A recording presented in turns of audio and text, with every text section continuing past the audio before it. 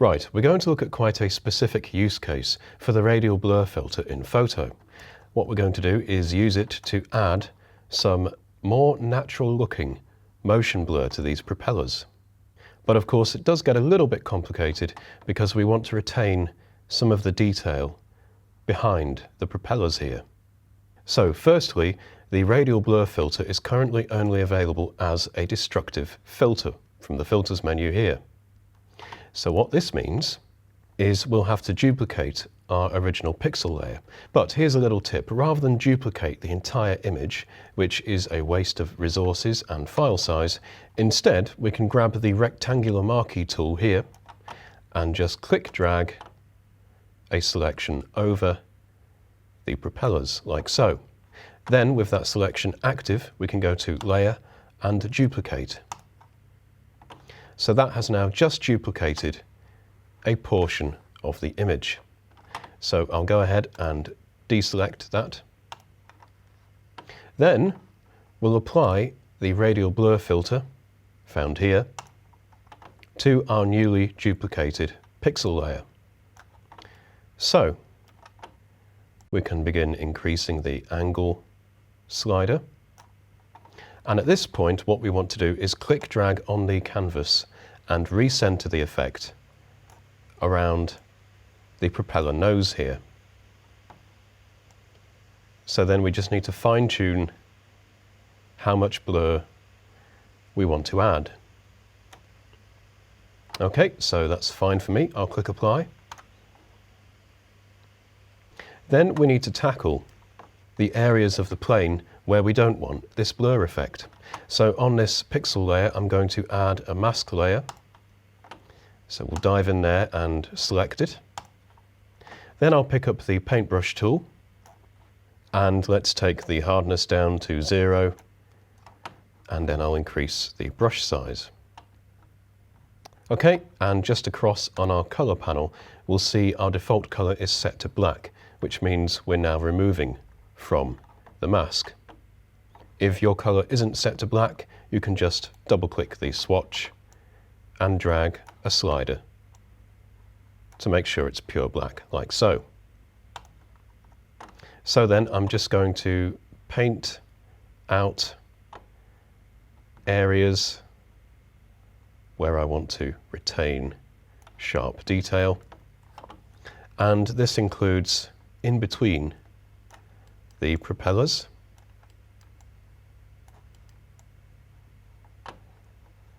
So you can see we start to get that fine noise of the sky back,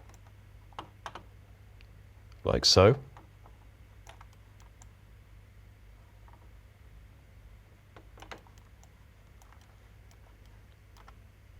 And then also just in this little area here, and also the nose of the propeller, just this little bit here, I'll choose to keep sharp.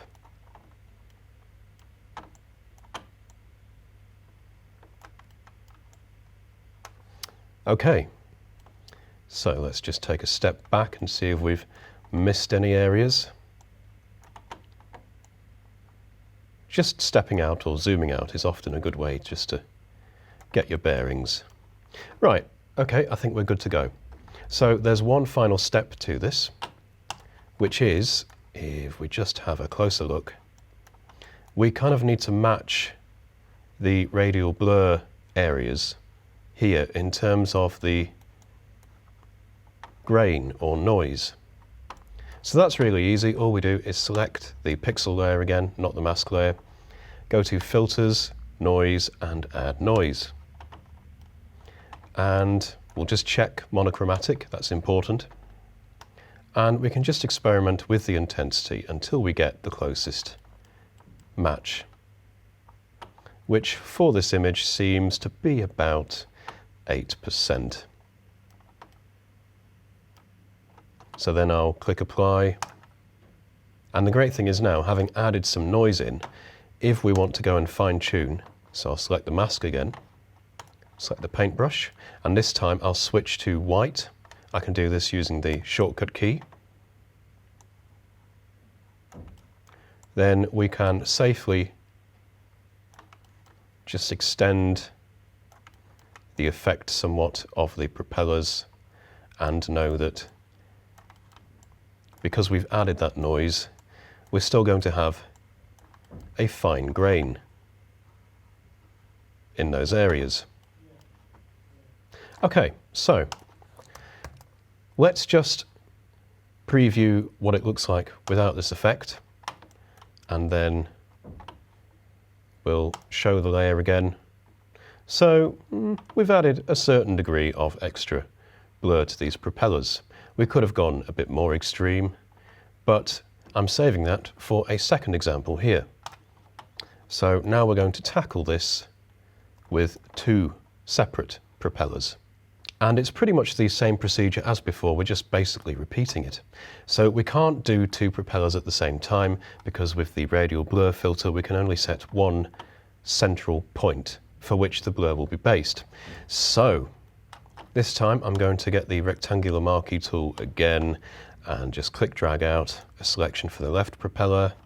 Then I'll duplicate that like so, deselect, and let's go to filters, blur, radial blur.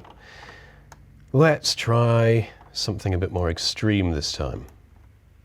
And I'll just click to recenter the blur. Okay, so I'll just fine tune the angle somewhat. And this is going to look a lot more dramatic because, as you can see, contrary to the previous image, I've almost managed to freeze the propeller blades. Not quite. Shutter speed perhaps wasn't quite high enough, but they're a lot more static than the ones in the previous image.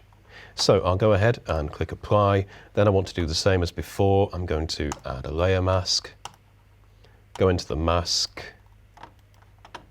select the paintbrush tool, and once again take the hardness down all the way, increase the brush size, and just paint out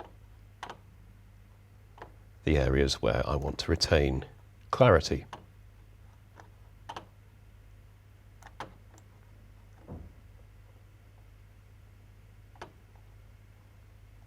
Like so. Then I'll switch to white and just go in, and I just want to bring out a bit more of that radial blur in the propellers. Okay, that will do for me, I reckon. And of course, not forgetting, it's less important in this image perhaps because we have a white sky as opposed to a blue sky, so we can't see as well the noise that we need to match. But nevertheless, we are going to match it. So we'll add noise, check monochromatic, and just bump it up to about perhaps slightly less than the previous image here. We'll try something like 3%, just to give a bit of texture. Okay, so then it's basically the same procedure for the other propeller. Now, when we duplicate, make sure we have the original layer selected, not the propeller layer. Rectangular marquee tool. I'll go from about here. Okay, layer, duplicate, then select, deselect, and again filters, blur, radial blur. Now we had an angle of 12.7 degrees, if I remember rightly. So we'll get it to 12.6. We can type in a value if we can't quite match it, and then we'll just recenter the blur again. Okay, click apply, and same as before, add a mask layer, punch in, go to the mask, go to the paintbrush tool, this time select a black, and paint out from the mask areas that you don't want to blur. The sky over here is actually more important to retain because it has quite a lot of texture. It's very obvious if you retain the radial blur effect on it. Okay, so having done that, I'll switch back to the white, use a smaller brush size, and just bring back that radial propeller blur, like so.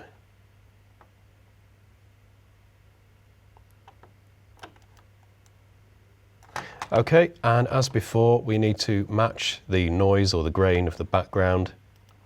So we'll select the pixel layer, go to Filters, Noise, Add Noise, and let's check Monochromatic. Now this is more important to nail it this side because we have a lot of visible noise.